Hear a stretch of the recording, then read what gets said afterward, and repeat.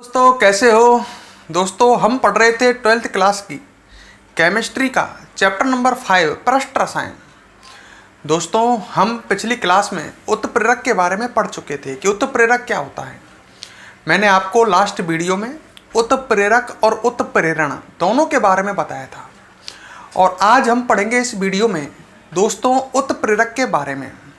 दोस्तों वीडियो को अंत तक जरूर देखना। अगर आपको वीडियो पसंद आए तो लाइक और कमेंट जरूर करना। वीडियो शानदार है, पेपर में इससे क्वेश्चन पूछे जाते हैं, तो इसलिए आप अंत तक कंप्लीट वीडियो देखें और साथ के साथ नोट्स भी तैयार करें। तो दोस्तों हम पढ़ने वाले हैं उत्प्रेरक के प्रकार।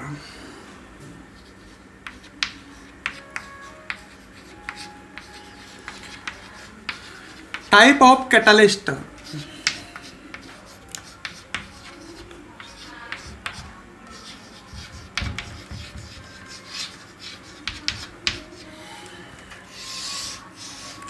उत्प्रेरक के प्रकार। दोस्तों उत्प्रेरक 4 प्रकार के होते हैं, तो यहीं से स्टार्ट करते हैं।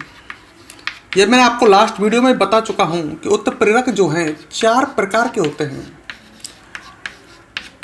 अब तक हमने सुना था कि उत्प्रेरक 2 प्रकार के होते हैं, धनात्मक और ऋणात्मक, पर वास्तविकता यह है कि उत्प्रेरक 4 प्रकार के होते हैं। पहला है धनात्मक उत्प्रेरक।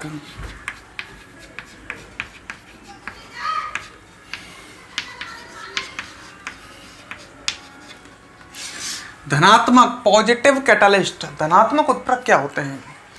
धनात्मक उत्प्रेरक वे उत्प्रेरक होते हैं जो अभिक्रिया के वेग में वृद्धि करते हैं, और ऋणात्मक उत्प्रेरक वे उत्प्रेरक होते हैं जो अभिक्रिया के वेग में कमी करते हैं।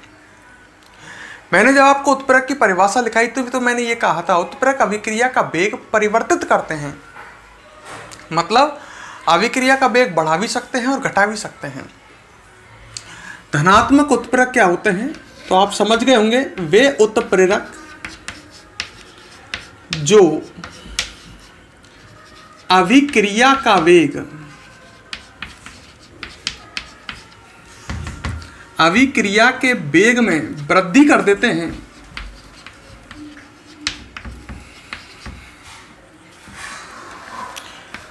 क्लियर? धनात्मक उत्प्रेरक कहलाते हैं। तो ये तो बड़ी सरल चीज है कि धनात्मक उत्प्रेरक क्या है। धनात्मक उत्प्रेरक वे उत्प्रेरक हैं जो अभिक्रिया के वेग में वृद्धि कर देते हैं। अब इसके एग्जाम्पल आपको लिखने हैं, पेपर में आए धनात्मक उत्प्रेरक क्या है उदाहरण सहित समझाइए। तो आपसे एग्जाम्पल, उस समय आप रिएक्शन के एग्जाम्पल दोगे, तो मैं धनात्मक इसके लिए उत्प्रेरक के लिए एग्जाम्पल देता हूं। नंबर 1 सबसे पहली देता हूं H2O2 का अपघटन। H2O2 डाई हाइड्रोजन परऑक्साइड होता है ये, ठीक है। H2O2 का अपघटन, रिएक्शन सामने लिख रहा हूं। ये H2O2 हो गया, इसका अपघटन हुआ तो H2O बनेगा और संग में ऑक्सीजन गैस बनेगी। बैलेंस रिएक्शन लिख रहा हूं। तो H2O2 जब अपघटित होता है डाई हाइड्रोजन परऑक्साइड तो H2O जल और ऑक्सीजन गैस बनाता है। इस अभिक्रिया में Pt जो है ये धनात्मक उत्प्रेरक है, मतलब Pt इस अभिक्रिया के वेग में वृद्धि करता है, ठीक है। तो H2O2 के अपघटन की अभिक्रिया में आप भाषा में भी लिख सकते हो, H2O2 के अपघटन की अभिक्रिया में प्लेटिनम धनात्मक उत्प्रेरक है, इस अभिक्रिया के वेग में वृद्धि करता है। ऐसे ही और एग्जाम्पल लिख सकते हो हावर प्रक्रम के बारे में। तो हावर प्रक्रम जो है ये तो आप जानते हो, अमोनिया निर्माण जानते हो ना, N2+3H2 नाइट्रोजन गैस और हाइड्रोजन गैस मिलकर के अमोनिया बनाती हैं 2NH3। ये हावर प्रक्रम है। इसमें जो Fe उत्प्रेरक है वो धनात्मक उत्प्रेरक है, ये आप पहले से पढ़ चुके हो। पर ये देख लो Fe धनात्मक है, मतलब इस अभिक्रिया के वेग में वृद्धि करता है। क्लियर? नंबर 3 बात करते हैं और एग्जाम्पल दें। इन दोनों में तो कोई समस्या वाली बात नहीं है। नंबर 3 डेकोन विधि। देखो जो ये डेकोन विधि है या डेकोन प्रक्रम बोल सकते हैं। डेकोन विधि जो है ये क्लोरीन निर्माण की विधि है, क्लोरीन गैस बनाने की विधि है। इसको आप याद रखो। HCl लिया, अम्ल HCl, हाइड्रोजन क्लोराइड, इसमें ऑक्सीजन गैस, ये दोनों आपस में क्रिया कर रहे हैं, HCl और ऑक्सीजन गैस। उत्पाद बनेगा एक तो H2O, 2H2O plus 2Cl2, balance ही लिखी होगी शायद मैंने, 4H, और सही है। तो बेटा इस अभिक्रिया में जो CuCl2 है, ये CuCl2 क्यूप्रिक क्लोराइड, ये CuCl2 इस अभिक्रिया के लिए धनात्मक उत्प्रेरक है। ये अभिक्रिया 450 डिग्री सेल्सियस ताप पर संपन्न होती है और क्लोरीन निर्माण की विधि है डेकोन विधि। याद रख लोगे। किस किस की क्रिया करवाई मैंने? अम्ल HCl की क्रिया ऑक्सीजन गैस से कराई।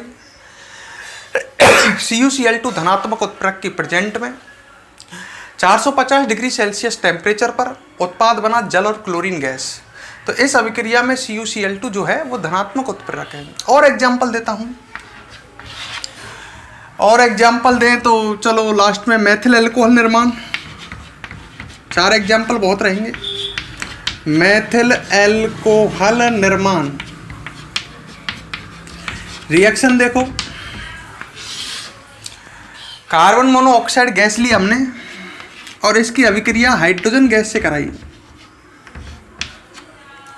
ठीक है, हाइड्रोजन गैस से कराई, उच्च टेम्परेचर पर कराई और उत्प्रेरक लिए जिंक ऑक्साइड ZnO और क्रोमियम ऑक्साइड Cr2O3 का मिश्रण।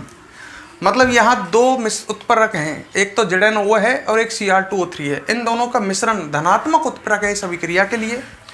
उत्पाद बनता है CH3OH जो मैथिल एल्कोहल है। कार्बन 1, हाइड्रोजन हो गए टोटल इधर 4, तो उधर भी 4 और एक ऑक्सीजन। तो कार्बन मोनोऑक्साइड गैस और हाइड्रोजन गैस की अभिक्रिया जब हम उच्च ताप पर ZnO और Cr2O3 उत्प्रेरक की उपस्थिति में कराते हैं तो उत्पाद मैथिल एल्कोहल बनता है। ये मैथिल एल्कोहल निर्माण की विधि है, औद्योगिक विधि है ये मैथिल एल्कोहल निर्माण की। उद्योगों में मैथिल एल्कोहल इसी रिएक्शन के माध्यम से बनाया जाता है। तो दोस्तों मैंने 4 एग्जाम्पल भी दिए, 4 ऐसी रिएक्शन बताई आपको जिनमें धनात्मक उत्प्रेरक प्रयुक्त किया जा रहा है। मैंने धनात्मक उत्प्रेरक समझाया आपको, बड़ी इजी चीज़ कि वे उत्प्रेरक जो अभिक्रिया के वेग में क्या करते हैं, वृद्धि करते हैं। इसको नोट करते हैं, फिर आगे देखेंगे हम ऋणात्मक उत्प्रेरक। वीडियो को पॉज करके फटाफट दोस्तों इसे नोट करो।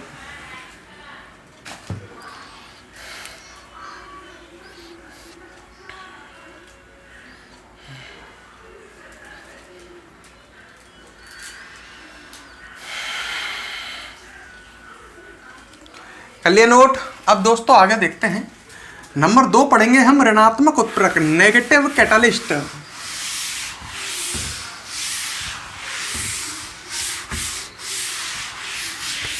देखिए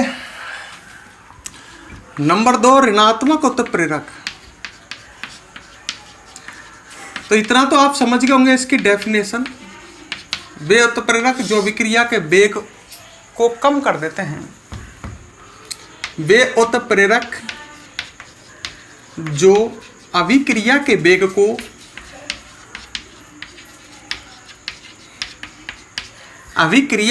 को कम कर देते हैं।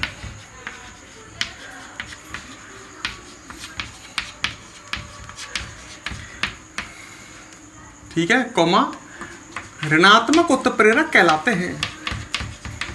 तो परिभाषा बड़ी इजी और इसको आप जानते भी हैं। अब आगे हम बात करेंगे दोस्तों इसके एग्जाम्पल। देखो धनात्मक उत्प्रेरक के एग्जाम्पल तो हर कोई आसानी से लिख देता है, पर ऋणात्मक उत्प्रेरक के एग्जाम्पल, तो इसके भी एग्जाम्पल देखते हैं। पहला एग्जाम्पल नंबर 1, वही H2O2 का अपघटन। मैं डायरेक्ट रिएक्शन लिख रहा हूँ।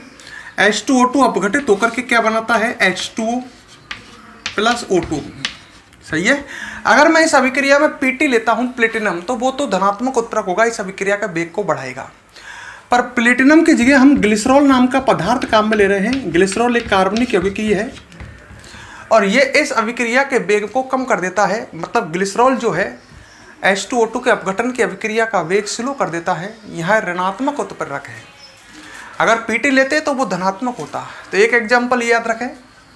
दूसरा एग्जाम्पल सोडियम सल्फाइड का ऑक्सीकरण। किसका ऑक्सीकरण, सोडियम सल्फाइड। मैं लिख देता हूं सोडियम सल्फाइड का ऑक्सीकरण। ये सोडियम सल्फाइड है भाई, Na2SO3। ठीक है, रिएक्शन नीचे लिख रहा हूँ, सोडियम सल्फाइड Na2SO3 की अभिक्रिया आपको ऑक्सीजन गैस से करानी है, तो उत्पाद बनेगा Na2SO4, सोडियम सल्फेट। ये सोडियम सल्फाइड है और सोडियम सल्फाइड के ऑक्सीकरण से बनेगा सोडियम सल्फेट। तो सोडियम सल्फाइड के जो ये ऑक्सीकरण की अभिक्रिया है, ऑक्सीजन का योग ऑक्सीकरण कहलाता है ना। किसी पदार्थ से ऑक्सीजन जुड़ रही है तो उसका ऑक्सीकरण हो जाता है, ऑक्सीजन का जुड़ना ऑक्सीकरण कहलाता है। तो ये है ऑक्सीकरण की अभिक्रिया। सोडियम सल्फाइड के ऑक्सीकरण से क्या बन रहा है, सोडियम सल्फेट। इस अभिक्रिया में अगर आप कोई सा भी अल्कोहल काम में लेते हैं, मैथिल अल्कोहल, एथिल अल्कोहल, तो वो ऋणात्मक उत्प्रेरक होगा। ठीक है। और हम अब थर्ड एग्जाम्पल की ओर बढ़ते हैं लास्ट में। पेट्रोल के अपस्फोटन,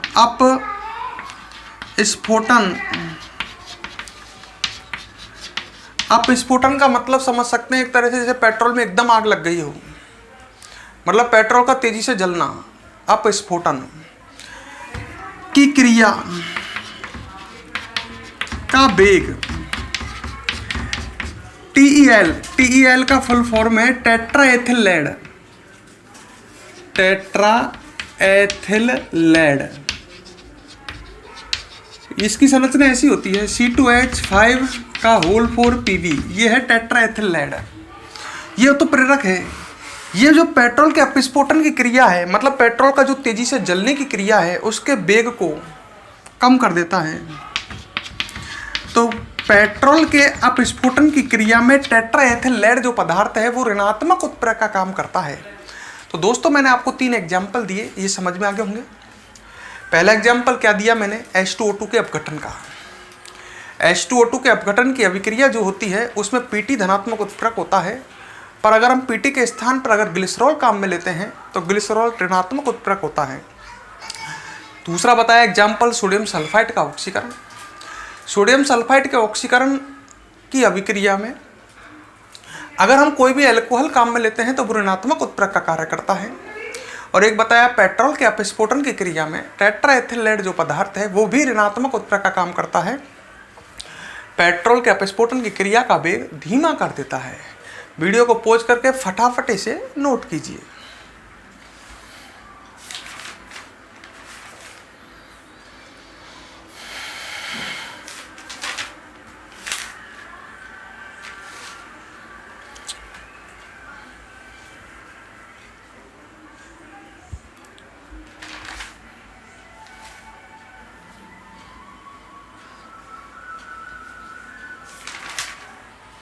हाँ, तो 2 उत्प्रेरक हम पढ़ चुके हैं, धनात्मक और ऋणात्मक। अब हम पढ़ेंगे तीसरा उत्प्रेरक।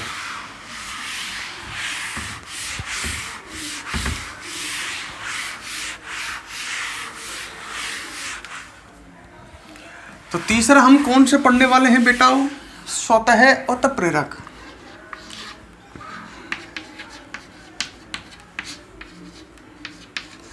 स्वतः उत्प्रेरक क्या होता है?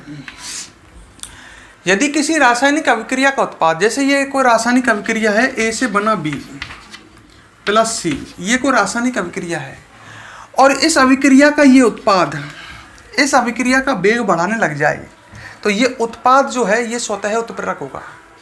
मतलब स्वतः उत्प्रेरक कोई बाह्य पदार्थ नहीं होता, स्वतः उत्प्रेरक होता है किसी अभिक्रिया का उत्पाद, और वह उत्पाद जो उस अभिक्रिया के वेग को परिवर्तित करता है। C मान लो इस अभिक्रिया के वेग को परिवर्तित नहीं कर रहा है तो C स्वतः उत्प्रेरक नहीं है। B इस अभिक्रिया के वेग को परिवर्तित कर रहा है, B स्वतः उत्प्रेरक है। मेरा कहने का तात्पर्य आप समझ गए होंगे। स्वतः उत्प्रेरक किसी रासायनिक अभिक्रिया का वह उत्पाद होता है जो उस रासायनिक अभिक्रिया के वेग को परिवर्तित कर देता है। तो किसी रासायनिक अभिक्रिया का वह उत्पाद जो उस रासायनिक अभिक्रिया के वेग को परिवर्तित कर देता है स्वतः उत्प्रेरक कहलाता है। तो हम डेफिनेशन लिख सकते हैं, किसी रासायनिक अभिक्रिया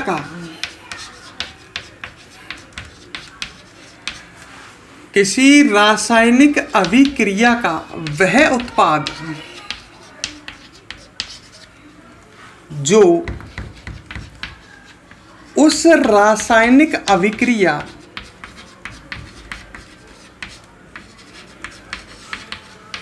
के वेग को परिवर्तित कर देता है।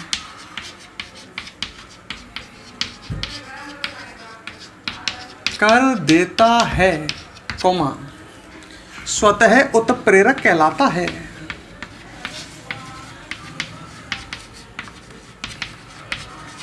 तो कोई पूछे स्वतः उत्प्रेरक क्या है, कोई बाह्य पदार्थ है, क्रियाकारक है या उत्पाद है, तो हम कहेंगे उत्पाद है।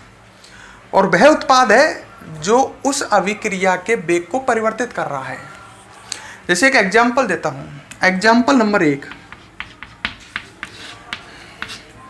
मैथिल एसीटेट जो है, मैथिल एसीटेट एक एस्टर है के जल अपघटन,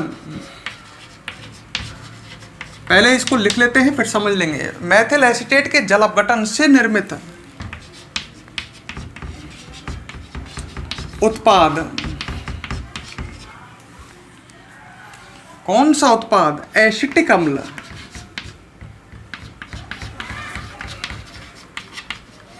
इस अभिक्रिया के लिए स्वतः उत्प्रेरक है।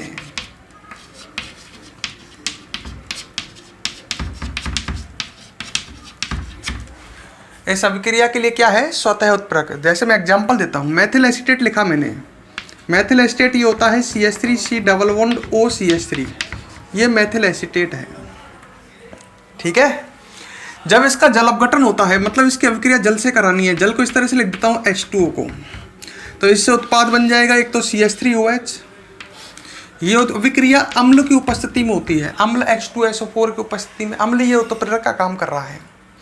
तो अम्ल H2SO4 को ऐसे लिख देते हैं, सॉल्ट में कोई दिक्कत नहीं है H+, क्योंकि अम्ल के H+ आयन उत्प्रेरक का काम करते हैं। तो इस अभिक्रिया में अम्ल उत्प्रेरक का काम कर रहा है, मैथिल एसीटेट की अभिक्रिया जल से करा रहे हैं, उत्पाद बनेगा CH3OH, CH3OH, ये तो मैथिल अल्कोहल बन गया, और एक बनेगा CH3C डबल OH, भाई इधर से बचा CH3CO और इधर से OH, और ये बना एसिटिक अम्ल जो इस अभिक्रिया का स्वतः उत्प्रेरक है। बात को समझने की कोशिश करो, देखो एसिटिक अम्ल भी तो एक अम्ल है, ये भी तो H+ दे सकता है और अभिक्रिया का वेग बढ़ा दे। भाई मैंने क्या कहा, इस अभिक्रिया में अम्ल के H+ आयन उत्प्रेरक का काम करते हैं। बेटा जैसे ही एसिटिक अम्ल बनेगा, ये भी तो अम्ल है, H+ देगा, और H+ देकर के इस अभिक्रिया के वेग को परिवर्तित कर देगा। तो मेरी बात आप समझ गए होंगे। इस अभिक्रिया में जो उत्पाद बन रहा है ये एसिटिक अम्ल, इस अभिक्रिया के लिए बाद में उत्प्रेरक का काम करने लग जाता है। तो ये इस अभिक्रिया के लिए क्या है, स्वतः उत्प्रेरक। ऐसे एक एग्जांपल और देता हूं, ठीक है। KMnO4 पोटेशियम परमैंगनेट बोलते हैं इसको, लाल डब्बा बोलते हैं हिंदी में। KMnO4 जो है कि अम्लीय विलयन, इसका कैसा विलयन लेना है, अम्लीय विलयन, मतलब अम्ल युक्त विलयन। तो पोटेशियम परमैंगनेट के अम्लीय विलयन द्वारा ऑक्जेलिक अम्ल, ऑक्जेलिक अम्ल कौन सा अम्ल, ऑक्जेलिक अम्ल के ऑक्सीकरण पर, ढंग से देखना, उटपटांग का एग्जाम्पल है। तो KMnO4 के अम्लीय विलयन द्वारा ऑक्जेलिक अम्ल के ऑक्सीकरण पर, अम्ल लिखना भूल गया हूं, लिख देता हूं, चलो। ऑक्जेलिक अम्ल के ऑक्सीकरण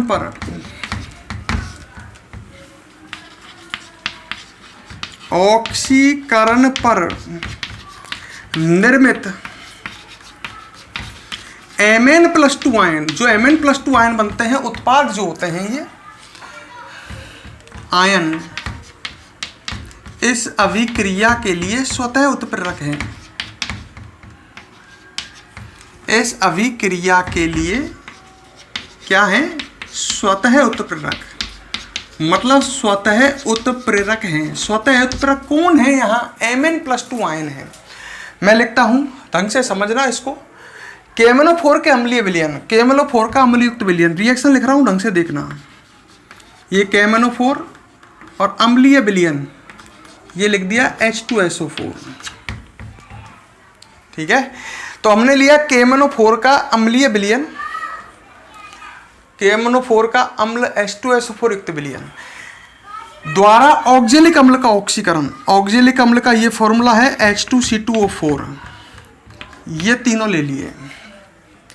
तो ये KMnO4 का अम्लीय विलयन इस ऑक्जेलिक अम्ल का ऑक्सीकरण करता है, और उत्पाद क्या क्या बनते हैं? उत्पाद बनते हैं इस अभिक्रिया में K2SO4। इसको बैलेंस कर देंगे। चलो ऐसा कर लेते हैं, इसका अंक याद रख लो। यहाँ 5 है, यहाँ 2 है, यहाँ 3 है। इनके अंक याद रख लो तीनों के, 5, 2 और 3।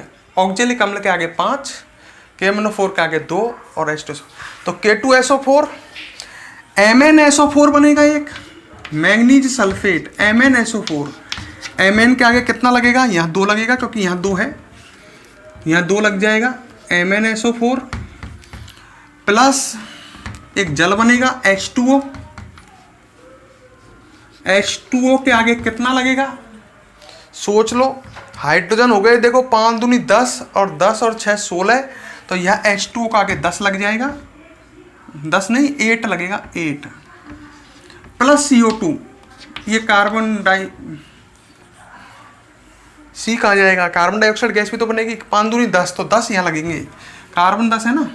ये रिएक्शन बैलेंस है, बड़ी खतरनाक सी रिएक्शन है। तो इस अभिक्रिया में देखो, जब MnSO4 बनता है, ये एक लवण है और पानी भी बनता है, तो पानी में MnSO4 टूट जाता है, पानी में MnSO4 टूट जाएगा। किस में टूट जाएगा? Mn+2 और SO4 -2। तो एक तरह से हम कह सकते हैं कि इस अभिक्रिया में उत्पाद कौन बन रहे हैं? Mn+2 आयन बन रहे हैं, जो इस अभिक्रिया के लिए स्वतः उत्प्रेरक का काम करते हैं, मतलब इस अभिक्रिया का वेग बढ़ाते हैं। तो मैंने यही तो लिखा है, KMnO4 के अम्लीय विलयन द्वारा, ये KMnO4 का अम्लीय विलयन है, इसके द्वारा जब ऑक्जेलिक अम्ल का ऑक्सीकरण करते हैं तो निर्मित Mn+2 आयन, Mn+2 आयन दिख रहे हैं, ये MnSO4 बनता है मैंगनीज सल्फेट, जो जल में अपघटित हो जाता है, लवण है, Mn+2 आयन बनाता है। ये Mn+2 आयन जो बनते हैं इस अभिक्रिया के वेग को परिवर्तित करते हैं, मतलब इस अभिक्रिया के लिए ये स्वतः उत्प्रेरक का दोस्तों कार्य करते हैं। तो मैंने 2 एग्जाम्पल दिए। एक एग्जाम्पल दिया मैंने आपको मेथिल एसीटेट के जल अपघटन का, जिसमें एसिटिक अम्ल स्वतः उत्प्रेरक का काम करता है, और एक दिया मैंने एग्जाम्पल KMnO4 के अम्लीय विलयन द्वारा ऑक्जेलिक अम्ल के ऑक्सीकरण का, जिसमें निर्मित Mn+2 आयन स्वतः उत्प्रेरक का कार्य करते हैं। पेपर में आने लायक है, इंपॉर्टेंट है, स्वतः उत्प्रेरक क्या होता है, उदाहरण सहित समझना चाहे तो इस तरह से आपको कंप्लीट लिखना है। वीडियो को पॉज करो दोस्तों और नोट करो।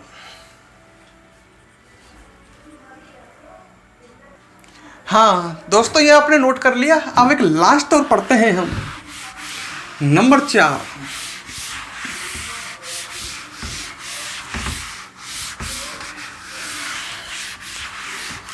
नंबर 4 पढ़ेंगे हम प्रेरित उत्प्रेरक।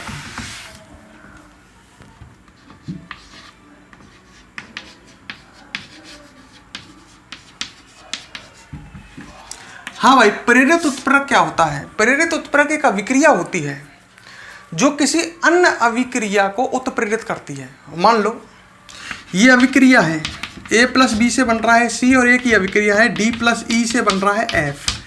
ये अभिक्रिया जो है, मान लो इस अभिक्रिया के लिए उत्प्रेरक का काम कर रही है, नीचे वाली अभिक्रिया के लिए। तो यह अभिक्रिया, इस अभिक्रिया के लिए ये अभिक्रिया जो है ये प्रेरित उत्प्रेरक है। मेरा कहने का मतलब समझो, प्रेरित उत्प्रेरक क्या होती है? अभिक्रिया होती है, वह अभिक्रिया जो किसी अन्य अभिक्रिया के वेग को बढ़ाती है, अन्य अभिक्रिया के वेग को उत्प्रेरित करती है। उत्प्रेरित का मतलब भी बढ़ाना होता है। तो हम कहेंगे कि स्वतः प्रेरित उत्प्रेरक क्या है? प्रेरित उत्प्रेरक वह अभिक्रिया होती है जो किसी अन्य अभिक्रिया के वेग को उत्प्रेरित करती है। क्लियर? तो हम लिख सकते हैं प्रेरित उत्प्रेरक वह अभिक्रिया होती है। आज की वीडियो को ढंग से देखना भाई। प्रेरित उत्प्रेरक वह अभिक्रिया होती है जो किसी अन्य अभिक्रिया के वेग को बढ़ाती है या अन्य अभिक्रिया को उत्प्रेरित करती है। डायरेक्ट लिख देता हूं। उत्प्रेरित करने का मतलब समझ गए, वेग को बढ़ाना। तो प्रेरित उत्प्रेरक वह अभिक्रिया है जो किसी अन्य अभिक्रिया को उत्प्रेरित करती है। जैसे एग्जाम्पल देता हूं, एग्जाम्पल एक एग्जाम्पल दे रहा हूं, इसलिए नंबर 1 नहीं लिख रहा हूं। सामान्य परिस्थितियों में सामान्य परिस्थिति मतलब normal temperature and normal pressure. सामान्य परिस्थिति मतलब कमरे का ताप और एक एटीएम दाब। सामान्य परिस्थितियों में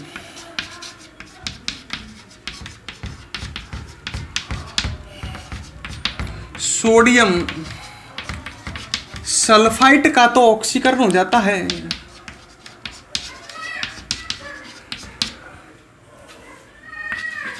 सोडियम सल्फाइड का ऑक्सीकरण हो जाता है,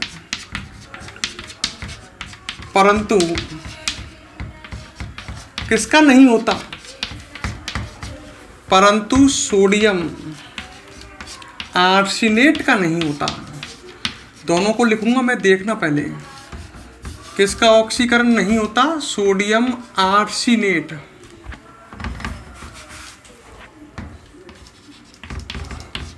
सोडियम आर्सेनेट का नहीं होता है। मतलब सामान्य परिस्थितियों में सोडियम सल्फाइड का तो ऑक्सीकरण हो जाता है, पर सोडियम आर्सेनेट का नहीं होता है। मेरा कहने का मतलब है, सोडियम सल्फाइड का फॉर्मूला आप जानते ही हो, Na2SO3। ये वायुमंडल की ऑक्सीजन गैस से क्रिया करके सोडियम सल्फेट बना लेते हैं, Na2SO4, सामान्य परिस्थितियों में। परंतु जो सोडियम आर्सेनेट है, इसका फॉर्मूला है Na3ASO4, Na3ASO3।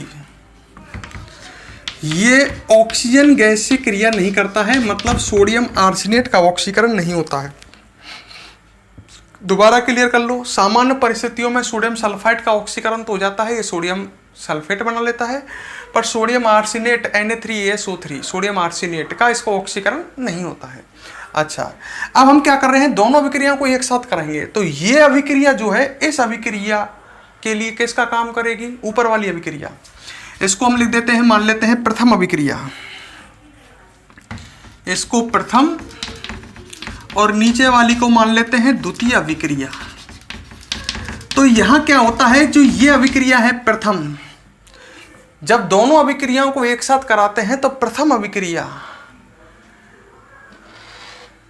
द्वितीय अभिक्रिया को संचालित कर देती है, मतलब सोडियम आर्सेनेट का भी ऑक्सीकरण हो जाता है। ठीक है, तो हम क्या लिखेंगे आगे, ढंग से सुनना।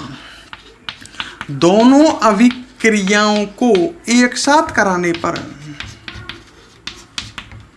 दोनों अभिक्रियाओं को एक साथ कराने पर किसका भी ऑक्सीकरण हो जाता है दोस्तों? सोडियम आर्सेनेट का भी। कराने पर सोडियम आर्सेनेट का भी ऑक्सीकरण हो जाता है, सोडियम आर्सेनेट का भी ऑक्सीकरण हो जाता है। ठीक है, और यहां कौन सी अभिक्रिया? प्रथम अभिक्रिया दूसरी अभिक्रिया के वेग को बढ़ा रही है। तो अपन लिख सकते हैं यहां प्रथम अभिक्रिया कौन सी अभिक्रिया है? क्या है? प्रेरित उत्प्रेरक है। प्रेरित उत्प्रेरक अभिक्रिया ही तो होती है। ठीक है, जब दोनों को एक साथ कराएंगे तो ढंग से देखो, सोडियम सल्फाइड का तो पहले भी ऑक्सीकरण हो रहा था, अब सोडियम आर्सेनेट का भी ऑक्सीकरण हो जाएगा। सोडियम आर्सेनेट का फॉर्मूला ये है, सोडियम सल्फाइड का ऑक्सीकरण तो हो ही रहा था +O2। अब जब इनको ये दोनों को एक साथ चलाएंगे, एक पात्र में कराएंगे, तो इस तरह अभिक्रिया चलेगी। सोडियम सल्फाइड का तो ऑक्सीकरण पहले भी हो रहा था, अब भी होगा, सोडियम सल्फेट बनेगा, और सोडियम आर्सेनेट का भी अब क्या होगा? ऑक्सीकरण, और उत्पाद बनेगा Na3ASO4। अब सोडियम आर्सेनेट का भी क्या हो रहा है? ऑक्सीकरण। तो आप समझ लो कि प्रेरित उत्प्रेरक क्या है। क्लियर है? नहीं आया समझ में? मतलब प्रेरित उत्प्रेरक क्या होता है? प्रेरित उत्प्रेरक एक अभिक्रिया होती है जो किसी अन्य अभिक्रिया का वेग बढ़ाती है। क्लियर? जैसे देखो, सामान्य परिस्थितियों में सोडियम सल्फाइड का तो ऑक्सीकरण हो रहा था, मतलब प्रथम अभिक्रिया तो हो रही थी, पर सोडियम आर्सेनेट का ऑक्सीकरण नहीं हो रहा था। जब दोनों अभिक्रियाओं को एक साथ कराते हैं तो सोडियम सल्फाइड का तो पहले भी हो रहा था, सोडियम आर्सेनेट का भी ऑक्सीकरण हो जाता है, मतलब ये प्रथम अभिक्रिया के साथ साथ द्वितीय अभिक्रिया भी चल जाती है। मतलब प्रथम अभिक्रिया द्वितीय अभिक्रिया के लिए किसका काम करने लग जाती है? उत्प्रेरक का, प्रेरित उत्प्रेरक का। क्लियर? तो दोस्तों समझ के आ गया होगा। तो ये टॉपिक जो आज पढ़ा है हमने, एक शानदार टॉपिक और बहुत ही अच्छा टॉपिक,